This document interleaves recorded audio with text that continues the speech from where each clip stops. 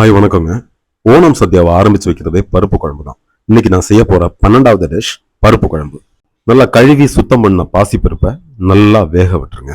வேக விட்டுட்டு நாம அரைக்கிறதுக்கான மசாலாவை ரெடி பண்ணணும். அதுக்கு நமக்கு தேவையானது என்னென்னு பார்த்தீங்கன்னா தேங்காய், பூண்டு, ஒரு பச்சை மிளகாய், சீரகம், மஞ்சள் தூள். இது இவ்வளவுத்தையும் நல்லா அரைச்சி எடுத்துக்கோங்க. அரைச்சி எடுத்ததுக்கு அப்புறமா நம்ம வேக வச்ச பாசிப்பருப்பு நல்லாவே மையாட்டம் வெந்திருக்கும்.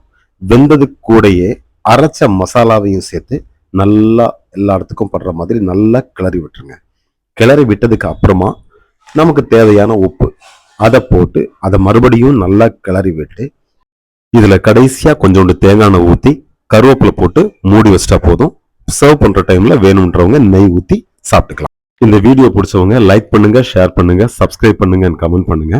லைக் பண்றப்போ ஹை பட்டன் தெரிஞ்சவங்க அதை பிரஸ் பண்ணுங்க. Thank you so much to all.